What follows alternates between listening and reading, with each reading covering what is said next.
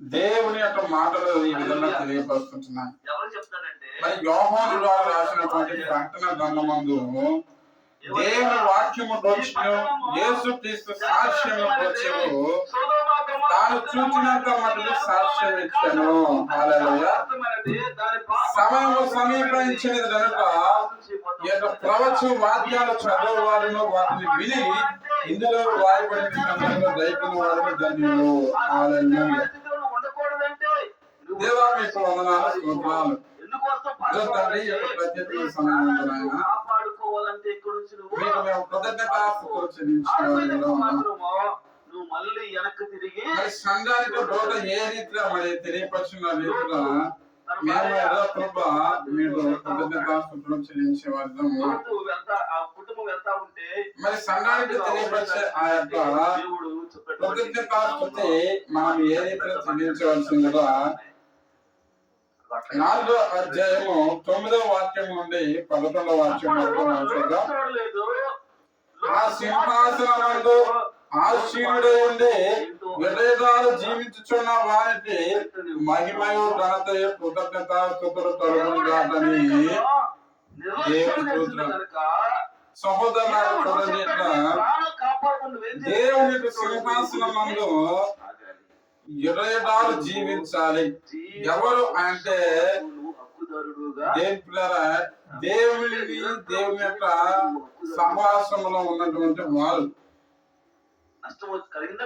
జీవము కలిగినటువంటి మరి దేవుని స్వతంత్రించుకున్న వారు నూతనమైనటువంటి ఆ యొక్క మహిమ స్వభావాన్ని కలిగి ఉన్నటువంటి వారు మహిమయు ఘనతయు మహిమే ఘనతే ఇవి దేవునికి మనము కృతజ్ఞత కలిగి ఉండే వారమై ఉన్నామని దేవుని వాక్యాంశాన్ని తెలియజేస్తున్నాం. ఆయన ఏమంటున్నాడంటే యుగయుగాలు జీవించేవారు ఏం కలిగి ఉండాలంటే నలుగురు పెద్దల సింహాసనమందు ఆశీనుడైనటువంటి దేవునికి సాధ్యపడాలి. అలాగే యుగయుగాలు జీవించినప్పుడు మనం ఏం కలిగి ఉండాలంటే నమస్కారము చేసేవారుగా ఉండాలి.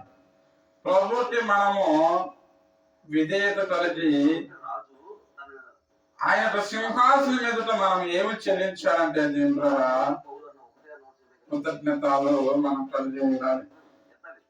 ప్రభువా మా దేవ, నీవు సమస్తమును సృజించితివి. దేవుని స్తోత్రం. సమస్తాన్ని ఆయన సృజించాడు.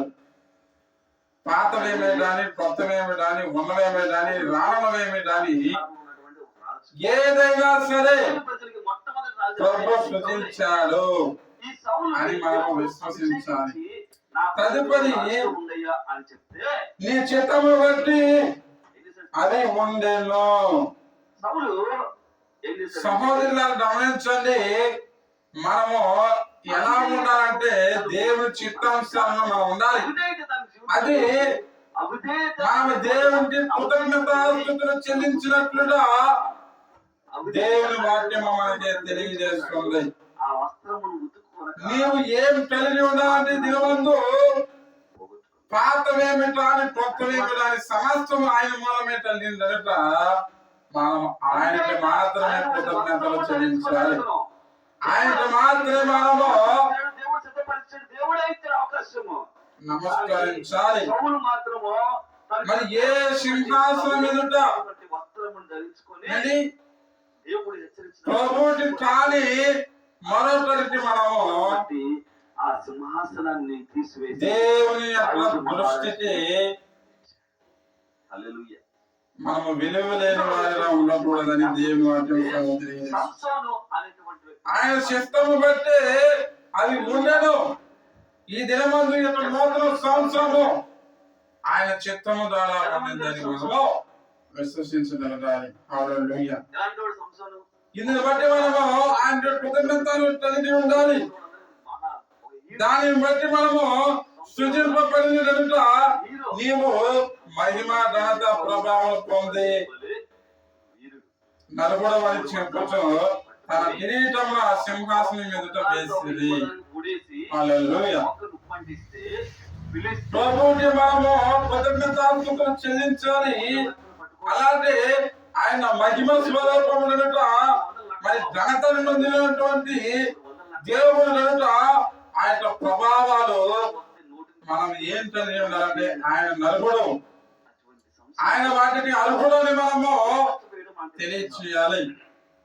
ఆ యొక్క కిరీటాన్ని ఆ యొక్క సింహాసనం ఎదుట మనము ఉంచాలని దినములో దేవుని వాక్యం కూడా తెలియజేసుకుంటున్నాం. దేవుడు కూడా సంసోన్ని తన ప్రజల మీద ఆయన సృజించిన వాటిని మనం ఏం కలిగి ఉండాలంటే కృతజ్ఞతలు కలిగి ఉండాలి. తన ప్రజలను అనగా ఎందుకు కలిగి ఉండాలంటే దేవుని ద్వారా ఆయనకి మనం ఏ రీతిలో కలిగి ఉండాలంటే ఇదే ప్రకటన గ్రంథంలో నుండి 7వ అధ్యాయము దేవుడు ఒక పని 10వ వాక్యము నుండి 12వ వచనాలు మనం చదువుకుందాం. సింహాసనాసీనుడైన మా దేవునికి గొర్రె పిల్లకు మా రక్షకుడైన స్తోత్రమని మహాశబ్దంతో వెలుగెత్తి చెప్పేది. మనం రక్షణ కలిగి ఉన్నాం దేవుని పిల్లల. సింహాసనాన్ని కోల్పోయాడు. దేవునికి మనము కృతజ్ఞతాస్తుతులు చెల్లించాలి అంటే ఆయన ఎవరంటే అంటే రక్షకుడు. ఈ దినమందు మనము విశ్వసించాలని దేవుని వాక్యం తెలియజేస్తున్నాం. దేవదూతలందరూ సింహాసనం చుట్టూను పెద్దల చుట్టూను ఆ 4 జీవుల చుట్టూను నిలవబడి ఉన్నది. సహోదరులు చూడండి, దేవుని చుట్టూ ఎంతమంది నిలిచి ఉన్నారు. ఆ యొక్క సింహాసనం చుట్టూ 4 జీవులు ఉన్నాయి. మరి మనం ఈ దిశలో ఉదయకాల సమయంలో మనము సంఖ్యలు వేస్తే ఇనప గొలుసులు పెట్టి కట్టేస్తే ఆయన వైపు నిలబడే వారిగా ఉన్నారని దేవుని వాక్యం. వారు సింహాసనం మీద సాష్టాంగపడి ఆ శత్రువుల్ని యుగముల వరకు మా దేవుని స్తోత్రమని మహిమయు జ్ఞానమునకు కృతజ్ఞతాస్తుతుల ఘనత శక్తి బలము కలుగును గాక అని చెప్పుచు దేవునికి నమస్కారం చేసేది. ఆమేన్. సహోదరులారా గమనించండి, సహోదరులారా మనము దేవునికి సింహాసనం మీద ఏం కలిగి ఉండాలంటే సాష్టాంగపడి యుగయుగాల వరకు మరి దేవునికి స్తోత్రములు మహిమ ఘనత మరి ఆయనకే ఆ యొక్క శక్తి బలాన్ని మనం కలుగు చేయాలని దేవునికి నమస్కారం చేసేది. ఆ రీతిలోనే మనము కూడా ఈ దినమందు ఏమి కలిగి ఉండాలంటే దేవుని యొక్క ప్రణాళికలో మనము కొనసాగించబడాలి. ధనవంతుడి గురించి కూడా మనం చూద్దాం. దేవుని యొక్క రక్షణను పొందుకున్న మనము ఆయనకి కృతజ్ఞతలు చెల్లించాలి. ఈ యొక్క ఉదయకాల దేవందు మనము ఆయనలో ఏకమై ఉండవచ్చు. ఆ యొక్క సహవాసంలో మనము కొనసాగింప చేస్తున్న వారిగా ఉండాలి. ఈ రీతిలో మనము ఏమి కలిగి ఉండాలంటే దేవుని ద్వారా ఆయన శక్తిని మనం కలిగి ఉంటాం. ఆయన ఎవరంటే దేవుని ద్వారా శక్తికి సంపన్నుడై ఉన్నాడు అని శక్తి లేని వారికి ఆయన శక్తినిచ్చిన దేవుడై ఉన్నాడు. చూడండి దేవుడు అక్కడ ఆయన శక్తిని కలిగినటువంటి దేవుడై ఉన్నాడు. ఎప్పటి వరకు అంటే వర్తమాన భూత కాలంలో ఉండు దేవుడైన ప్రభువా. ప్రకటన గ్రంథంలో 11వ అధ్యాయంలో దేవుడు శక్తిని మనము ఏ రీతిలో కలిగి ఉండాలో దేవుని వాక్యాన్ని చూస్తున్నాం.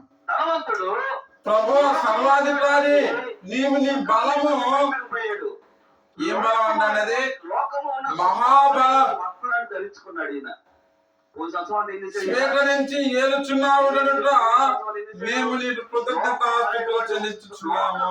అనేటువంటి వస్త్రాన్ని జనములు కోపములించినందున నీకు కోపము వచ్చెను, వృద్ధులు తీర్పు పొందుటకు నీ దాసులు ప్రవర్తనలు పరిశుద్ధులను నీ నామమునకు భయపడి వారిని తగిన ఫలమిచ్చుటను 25 సంవత్సరం ధరించుకుని ఉన్నాడు.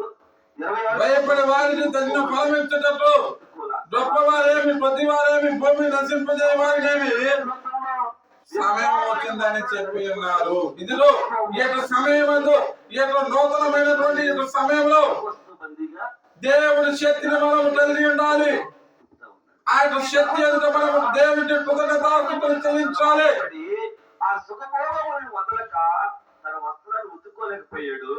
పాతాళములో ఉండి ఈ రీతిలో మనము దేవుని యొక్క మీరు వర్తమాన భవిష్యత్ పరిస్థితి కాలంలో ఆయనకి మనము కృతజ్ఞతాస్తుతులు చెల్లించేవారుగా ఉండాలని అబ్రహామును ఆడుకున్నటువంటి దేవానికి వందనాలు స్తోత్రాలు కృపా మీరు చిత్తము ద్వారా మమ్మల్ని నడిపించి ఈ 25 సంవత్సరం ఇదో ప్రభా యొక్క 26 నూతనమైనటువంటి కాలంలో మన వస్త్రాలు మనం దేవా మీకు మేము కృతజ్ఞతలు చెల్లించి ఖచ్చితంగా మనము నష్టమే జరుగుతుంది. నిన్ను మహిమపరిచి నిన్ను గణపరిచి వస్త్రం ధరించుకోలేదా? కూతురు అనే వస్త్రం ధరించుకోలేదా? కక్ష అనే వస్త్రం ధరించుకోలేదా? మోసం అనే వస్త్రం మనం ధరించుకోలేదా? నిన్ను చెల్లి వస్త్రం ధరించుకోలేదా? నీకు కృతజ్ఞతాస్తుతులు చెల్లించినట్లుగా నీకు వాక్యంలో సెలవిచ్చిన రీతిగా వస్త్రం ధరించుకోలేదా? దేవుడు సమయాన్ని ఈ యొక్క చిత్తాన్ని మేము కొనసాగించబడినట్లుగా మీరు ప్రోత్సహించమని ప్రార్థిస్తున్నాము. మనము ఖచ్చితంగా మాలో ప్రభు తండ్రి నూతనమైనటువంటి యొక్క సమయాన్ని మీరు మాకు ఇచ్చినందుకు ప్రభు ఖచ్చితంగా మనం మీకు వేలాది స్తోత్రాలు తెలియజేసుకుంటున్నాం. అందును బట్టి ప్రభు మీకు కృతజ్ఞతాస్తుతులు తెలియజేస్తున్నాం. ఆయన ఆది కాలం మీకు వాక్యం సెలవిచ్చిన రీతిలో ఎదురవుతుంది. ఖచ్చితంగా మనం ఏం చేయాలి? గతించినవేమి గతించిన రానివేమి ఉన్నవేమి లేనివేమి ప్రతి వాటిని మీరు సృజించిన ఆయన సృజించిన వాటి నిమిత్తమే ఈ దినమందు ఈ యొక్క సమయాన్ని బట్టి మీరు కృతజ్ఞతాస్తుతులు తెలియజేస్తారు. ఈ దినమందు ఆయన మీ యొక్క వాక్యం తెలియజేసిన రీతిగా మేము మీరు కృతజ్ఞతాస్తుతులు కలిగి ఉన్నాం. ఈ యొక్క సమయం అందు ఆయన మేము ఇలా ప్రభా మీరు తెలియజేసుకుంటున్నాము తండ్రి. నూతనమైనటువంటి పశ్చాత్తాపంతో మనం ఒక ఆ యొక్క కృతజ్ఞతాస్తుతులు చిన్న ప్రార్థన యుగయుగముల వరకు ప్రభా మీకు మేము తెలియపరిచినట్లుగా కలిగినట్లుగా మీ యొక్క చిత్తము మాలో మీరు మాట్లాడుతూ ఉన్నారు. నెరవేర్చమని ప్రార్థిస్తున్నాం. అయ్యా ఆ పట్టణంలో ఈ ప్రవేశించి యొక్క వాక్యం ఈ యొక్క బిడ్డల హృదయాల్లో మాసిపోయిన కప్పు కొట్టిన యుగయుగాలు ప్రభా స్థిరపరిచి బలపరచమని ప్రార్థిస్తున్నాం. నీకు అసహ్యమైనటువంటి అనేకమైన విషయాల చేత విన్న వారిని ప్రభా ఇదో తండ్రి యొక్క సమయమందు అయ్యా ఈ రోజున నిజంగా గత మీ యొక్క వారి మనసులో కలిగి ఉన్న అన్ని మీ విషయాలు యొక్క రక్షణ అనుభవానికి నిపుణమైనటువంటి వస్త్రం మీ దేని కలిగి ఉన్నాము మీ యొక్క సమయమందు వారిని నడిపింపచేసి ఆ వస్త్రాన్ని ధరించుకుని మీ యొక్క బిడ్డల ప్రభా వారిని నడిపించమని ప్రార్థిస్తున్నాం. యేసు ఘనమైన నామములో అయ్యా ఇప్పుడే సంవత్సరంలో మా ప్రవర్తన అంతటిని బట్టి ఈ యొక్క వాక్యం వారి యొక్క హృదయంలో ఏ ప్రవర్తన కలిగి ఉన్నామో ఏ విధానంలో నీకు వ్యతిరేకంగా మీ వాక్యానికి వ్యతిరేకంగా మేము జీవించాము దేవుడు యొక్క వాక్యం ఉన్నాం ప్రభు.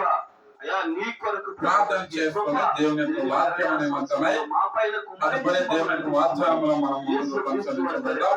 నూతన సంవత్సరమందు నూతన దినమందు దేవుని యొక్క వాక్యము చేత మనము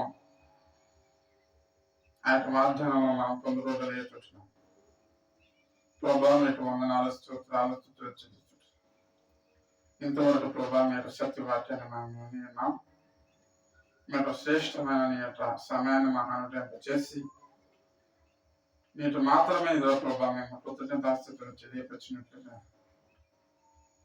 నీకు వాక్యాంశాలమైనటువంటి ఆ గొప్ప అనుభవంలో మేము ముందుకు నడిపించినట్టుగా మీ యొక్క కృప చేత ప్రభావం మరొకసారి మమ్మల్ని ఈ రీతిగా నూతనమైనటువంటి దినమందు మీరు మమ్మల్ని ఏర్పాటు చేసిన బట్టి విధానం బట్టి మీ స్తోత్రాలు తెలియజేసుకుంటూ నూతనమైనటువంటి వాగ్దానం ఆయన మేము ప్రారంభిస్తుండగా వాగ్దానం చొప్పున ఇదిగో తండ్రి మీ యొక్క బిడ్డలు వారి యొక్క జీవిత కాలంలో ఒక గొప్ప తీర్మానం తండ్రి నూతనమైన ఇదిగో తండ్రి నీ యొక్క వాక్యం వారి యొక్క జీవితంలో కొనసాగింపజేసిన ప్రోత్సహించి మహిమ పొందమని యేసు ప్రభువు నామములో ప్రార్థించినట్లు వేడుకొంచున్నాను మా ప్రార్థన. ఆమేన్.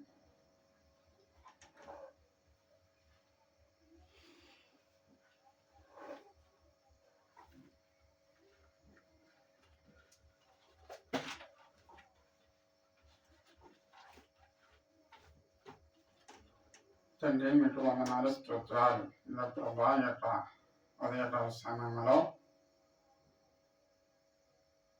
ఈ యొక్క సంఘానికి ప్రభా నూతనమైనటువంటి ఈ యొక్క సంవత్సర కాలం ముందు మీ యొక్క గొప్ప వాగ్దానాన్ని ప్రతిష్ఠింపచేయమని ప్రార్థిస్తున్నాం. తదుపరి మీ యొక్క సేవకులతో మీ యొక్క సహోదరులతో సహోదరులతో వారి యొక్క వాక్యాన్ని వారి యొక్క జీవిత కాలం అంతా ప్రభావ మేము జ్ఞాపకం చేసిన వారి గొప్ప చెప్పించమని యేసు ప్రభు వారి నామములో ప్రార్థించారు వేడుకుంటున్నాను మా పరమ తండ్రి. ఆమేన్. ఆమేన్.